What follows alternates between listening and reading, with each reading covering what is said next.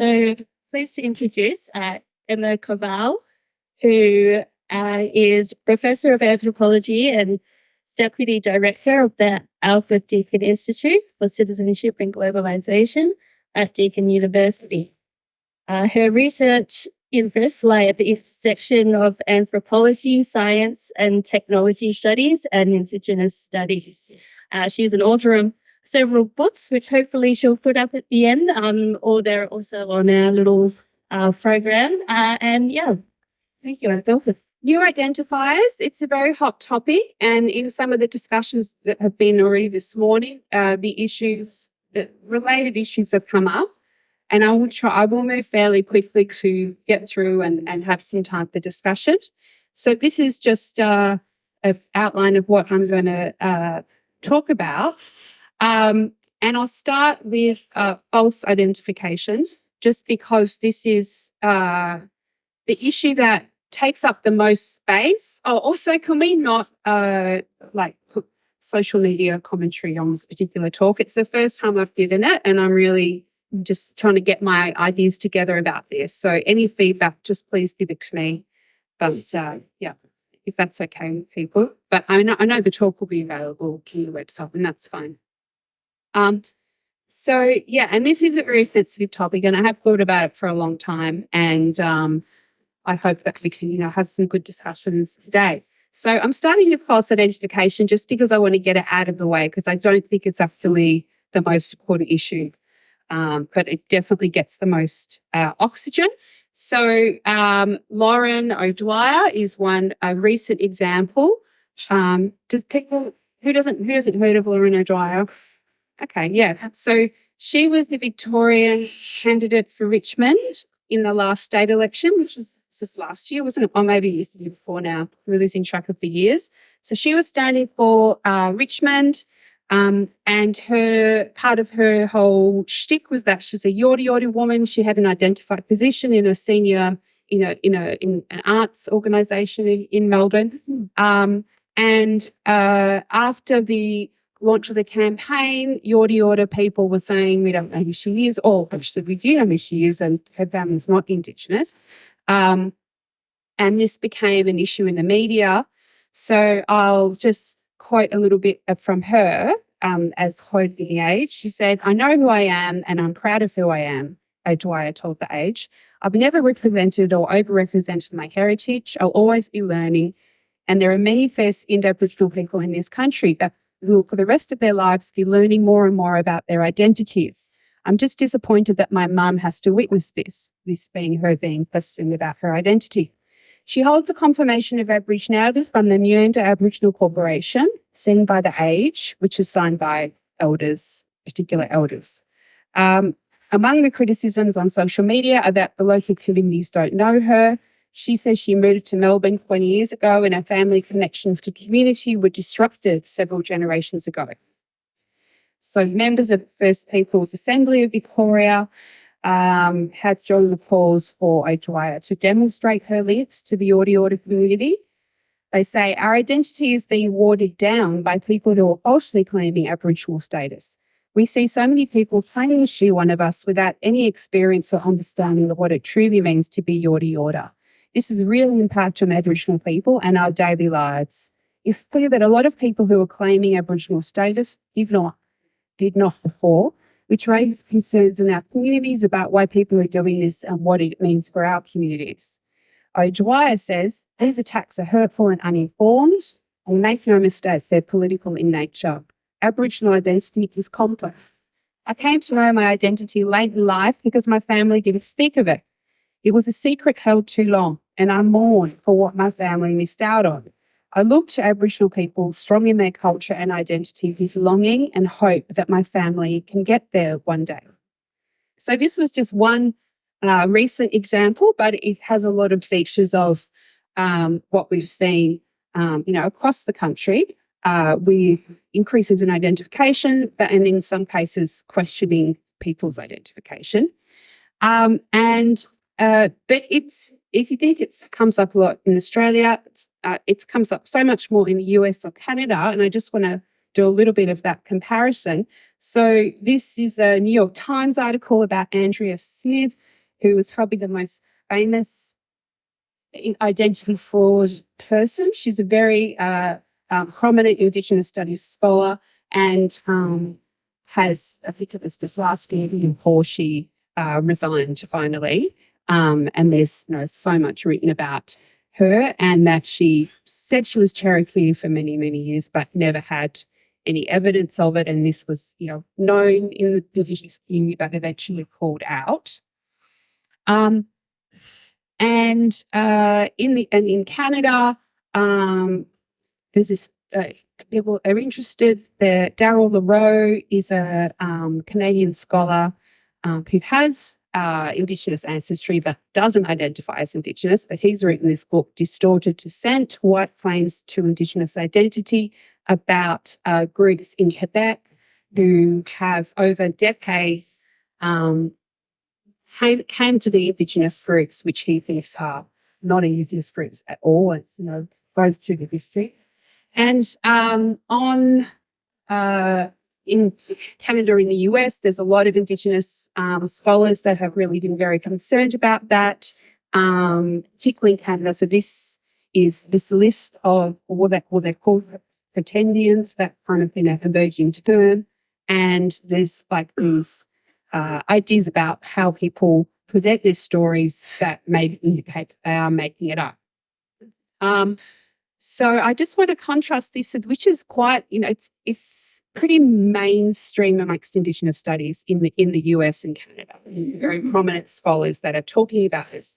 I think in Australia, it kind of tends to be more seen as a right-wing thing to do. So this is Dark Emu Exposed, which probably most people have seen, which is semi-anonymous and very much targeting particular Indigenous scholars or scholars who say that they're Indigenous and questioning their identity. It's seen as something that is malicious and is something that right-wing people do. That article there it's covered by The Australian, which is, I don't think it would be covered by The Age. So Vicky Groove-Williams and Susan Ingram are two Indigenous scholars who have spoken out about this and written about this, but they are not central scholars in they're not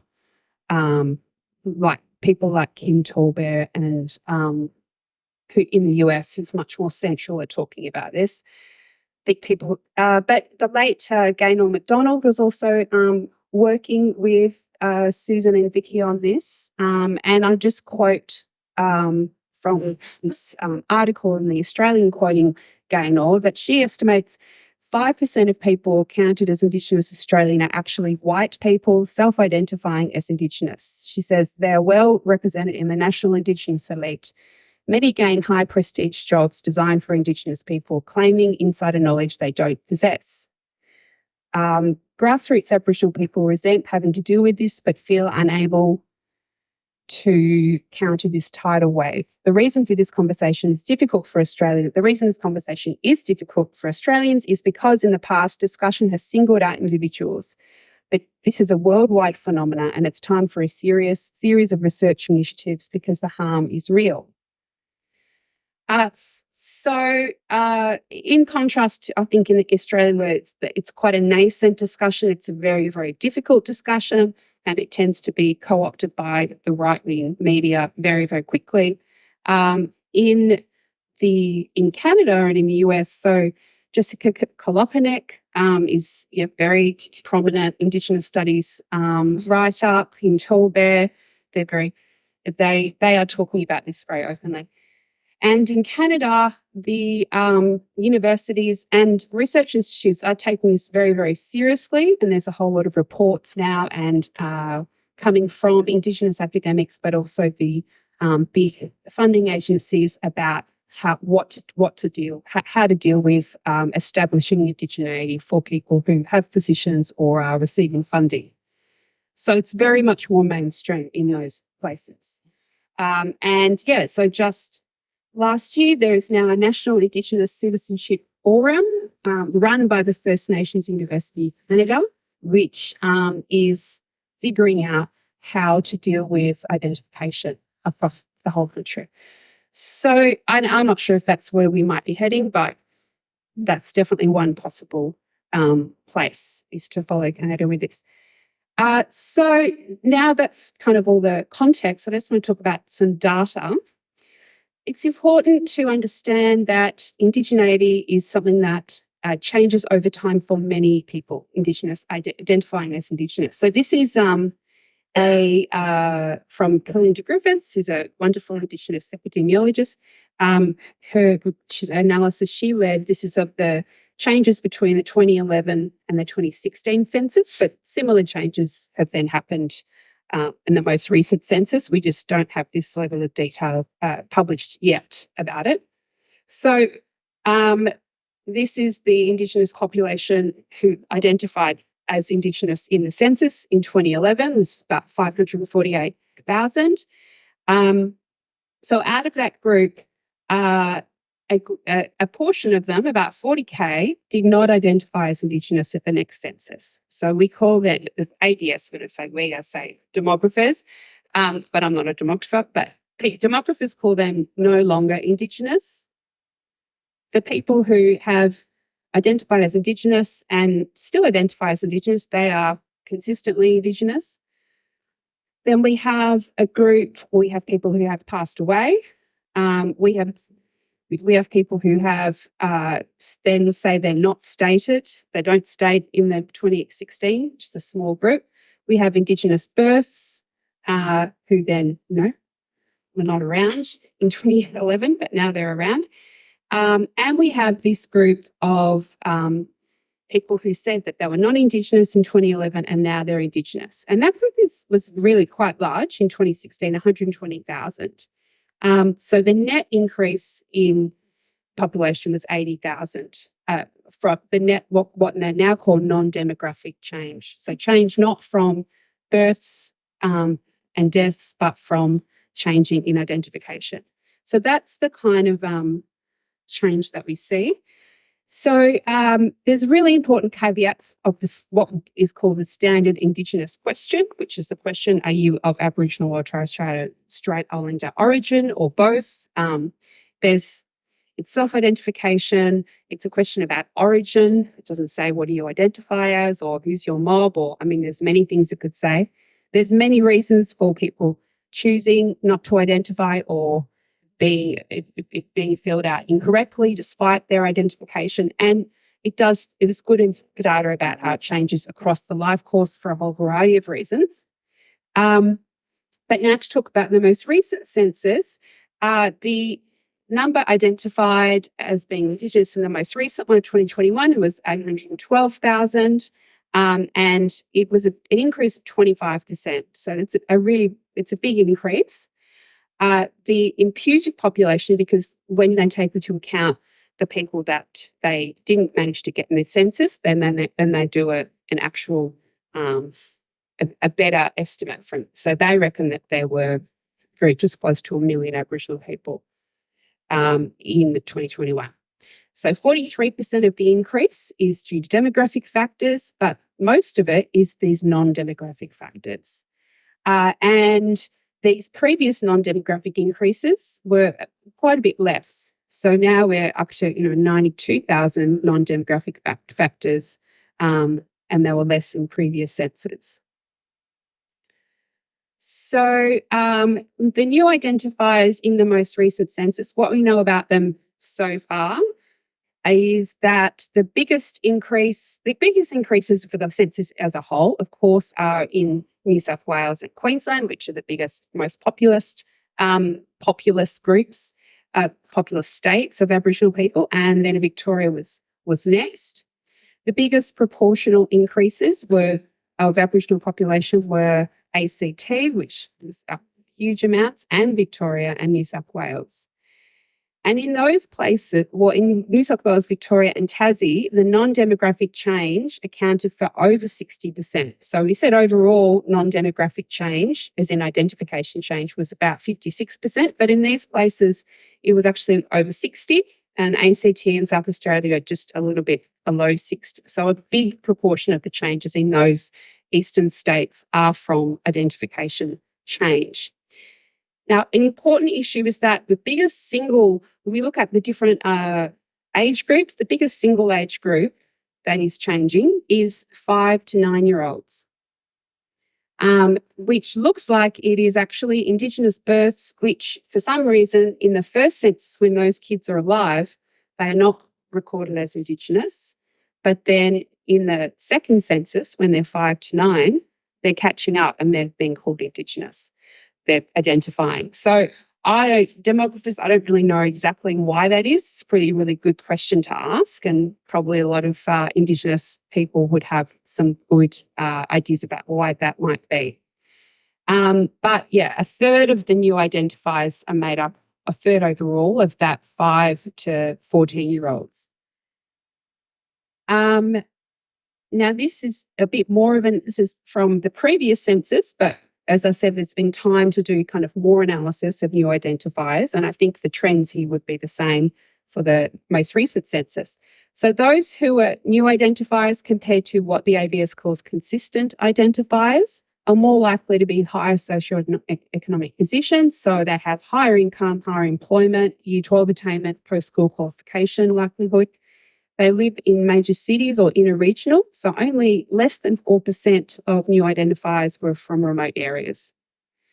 They predominantly live in New South Wales and Queensland, and as I said, 5 to 14 is a third, but then there's the rest of the group. So, most of them, there's another big group from 30 to 65. So these are the, adult new identifiers, which are some, tens of thousands every census. Okay. So, and I suppose my point here is that the false identification gets a lot of news in the media. Andrew Bolt gets really excited. We need to write another blog. But I don't think that is really the story of these tens of thousands of people every census that are starting to identify. I think that's a distraction from this bigger story. So every time we have a census, there's all these newspaper articles about how, wow, the Indigenous population is way bigger than we expected. It's gone much bigger than the projections. Periodic census panic. These are just articles from last year, from the last census, but if you look at them, they happen every time. But the reason why that is, I don't think we're going to have that census panic anymore, because just now, the ABS has started to count new identifiers and put them in their projections. So, and this is again a really interesting question for the ABS, why they didn't do that before. So this is still the current projections. This is where they project what the Indigenous population is going to do in the future from 2019. There's something else that's going to come out later on this year. So in their projections, they called at this stage, they called it unexplained growth. Now I call it non-demographic change. But their assumption is that there's zero unexplained growth. So when they're doing their projections, they are just using demographic factors, births and deaths, basically, and their assumptions are there is no unexplained growth. So it's shocking. I think that the ABS has just pretended that new identification doesn't exist, even though it's been quite significant at least since the 90s. So that's an interesting question to wonder about. But now they are looking at it, and really this paper here from Andrew Taylor, a group led by Andrew Taylor, who's a demographer at Charles Darwin University, I think had a lot to do with it. So he and his team, this was published in 2021, and they actually looked at the Indigenous population as if new identifiers exist, which they do. So, and he predicted the 2021 census pretty much exactly. So, and it's really quite fascinating. So if you stop pretending that new identifiers don't exist, or if you stop pretending that they, don't, I got that right. So the green is the ABS projections, and then the black is actually if you take into account new identifiers. And actually you can see that it's consistent with what has been happening for quite some time. You know, and the ABS projections are just, you know, look, even just visually, you can see that they were always going to be off. And this is a big table. This is just the kinds of things that you can do if you look at what's going to happen into the future with taking into account new identification. I just want to point out, so this is the percentage of people who are Indigenous in these areas. So this is their projections, which, as I said, were correct for the 2021 census. That by 2051, in anywhere outside Sydney in New South Wales, outside Perth in WA, outside Hobart in Tassie, the Indigenous population is going to be, you know, up around 15% of the total population. So this starts to have, you know, huge resource implications, but also electoral implications. You know, it's starting to look like New Zealand in these regions of Australia in terms of the proportion of the Indigenous population. So, that's why I think more people should be talking about this and thinking about this. This is, I better just move through it, but this is just another one of the pictures from tables from that Andrew Taylor paper, which is just showing us that identification change and then the momentum as well from those identification change, from that non-demographic change, has a massive impact on a lot of parts of Australia. So what is this? Who are these people? That's a good question. I think we know. There needs to be research on it. I, with Elizabeth Watt, through a discovery project that was funded a few years ago now, started to think about these questions, and the context was looking at thinking about genetic ancestry testing and what would happen once there was genetic ancestry testing for Indigenous ancestry, which actually only just happened in a major way just at the start of the pandemic, when Ancestry DNA changed its algorithm to have an Aboriginal and Torres Strait Islander ancestry estimate for all of its customers, which at that time was 100,000 Australians. Probably now, after the pandemic, it's more like 200,000, I expect. Anyway, before all that happened, I did some work with Lizzie Watt, and also Carmen Cummings came on as that's what I've talked about actually at the last meeting back in whenever it was before the pandemic. And we were looking at a whole range of issues about who these people are, and we did do interviews with new identifiers, but also people who knew they had Aboriginal ancestry but chose not to identify, which is a group that no one had ever done research with before. So I won't try and summarise everything, but we do have also did a few pieces in the conversation that just really looking at this question of DNA testing. So in a nutshell, the paper we did in 2019 about new identifiers, we talked about how new identification is a mixture of different factors. There's a increased expression of individual chosen identity. So the whole idea of like identity finding is more pervasive in our culture these days. That Indigenous, the idea of being Indigenous, and the spirituality and culture that goes with that is seen as a very attractive thing, particularly for people who are otherwise think themselves as white or as having no culture. There is a much more of anticipation now that will be socially accepted if somebody starts to identify as an Indigenous. There are, I think people who are new identifiers are very much aware, and Francesca was just talking about at the end of her talk about the intra-community debates about whether you are Indigenous if you weren't brought up in community, versus these ideas about the hidden generations. So along with the stolen generations, you now have increasing talk about hidden generations, which is there was no stealing, but families were denying that they were Indigenous for generations, and now the young people are like, well, we want to reclaim these hidden generations, versus these kind of spiritual ideas about I always knew that I was Indigenous, and now I can kind of reclaim this feeling that I already always had. So I think that's kind of some of the social factors. But then there's also increased tools that we have much more digitization of records and access and link up and all those services, but also providing people with lists of databases that they should be looking at.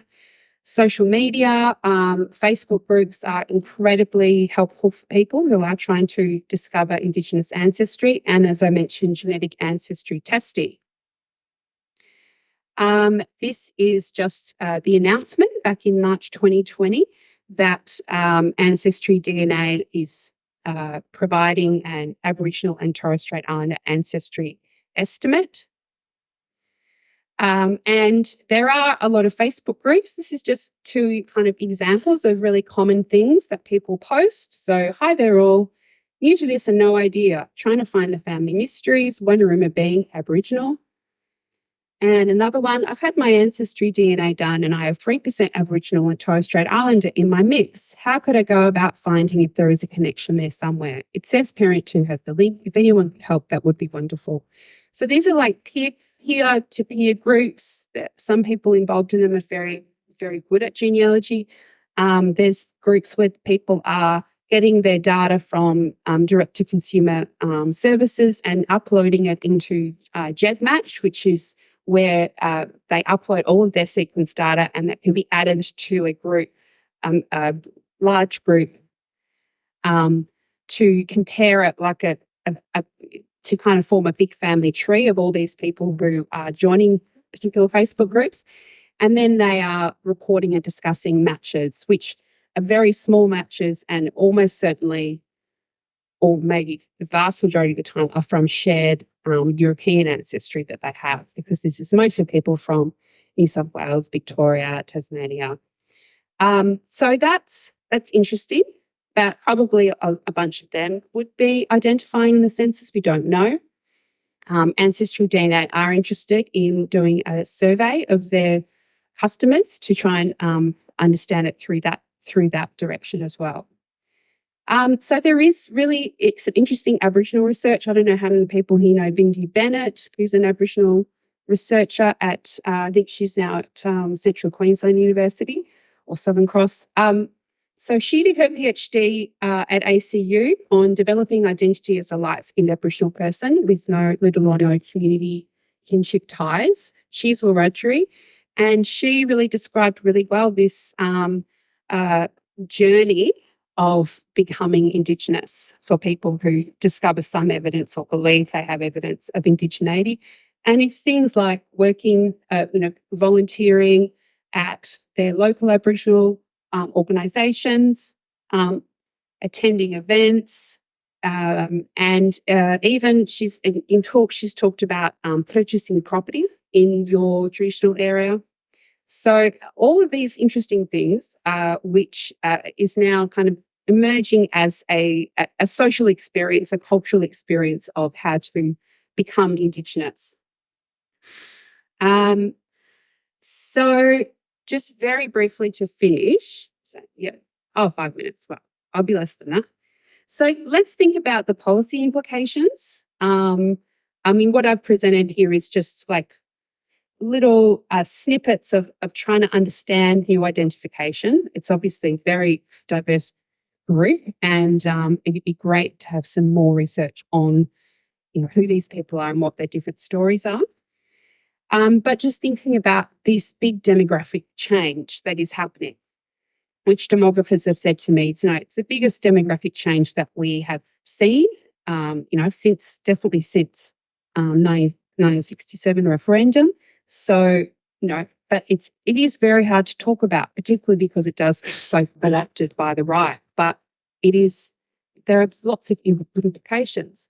So people have talked about how, because new identifiers are generally have better health, better social, have a better social economic position than consistent identifiers, that just creates the appearance of closing the gap over time.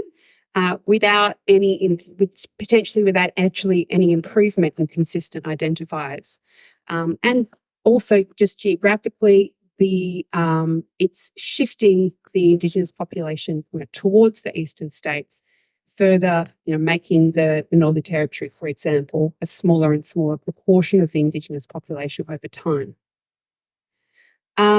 There will be an increase in actual or perceived identity fraud. I'm sure that's going to happen, and I think that there's a lot that we can do as a society to try and make it not as toxic as it is in the US and Canada, maybe to get ahead of the curve and start to think about policy for how people should be identified, and doing that now before it gets really ugly. Of course, there's always issues with people who are already in positions, and people might question whether they should be there or not, but that's super, super complex. But we should at least be getting quickly policy into organisations, universities, so that prospectively there is a process that can, reduce the harm to everyone from false identification, because people who turn out to have been false identifiers, maybe they didn't realise, but they're also going to be quite harmed from it. There is an increase in litigating Indigenous identity in the courts, and I've had some really good chats here with Tim Doubt about information on this in relation to adoption, and I wonder if this mention of adoption in South Australia right before might also be related to that. So there are specific areas of law, and law is not at all my area of expertise, but for example, the migration cases recently where New Zealand citizens who were being deported were saying, well, we're actually Indigenous, even though we're not Australian citizens, and so you can't deport us. So also in adoption cases, to figure out whether kids are Indigenous or not, and whether how the law should apply to them, where the parents might say, oh yeah, I think we're Indigenous, but I'm not sure. Then the court has to figure out, well, are they Indigenous or not, or are they plausibly Indigenous? So there'll be more and more areas of law where this question of whether people are Indigenous or not will be contested. Obviously, it has issues for native title rep bodies. You guys know about that. And yeah, I think it would be really good to offer resources to Indigenous organisations to have confirmation of Aboriginality processes that are sound. So I was then going to talk about what's the cultural meaning of this phenomena of what Indigenous whiteness you might say. I suppose I won't because I've run out of time, but there are some, so this is from my new book here. It's just come out, and there is a chapter there which is very relevant to this, and probably these other two publications as well, where I've kind of started to think about what this means culturally. And just lastly, I wanted to point you to Francesca's wonderful paper that's quite recent, that's also looking at these issues, that's in How. So I will leave it there.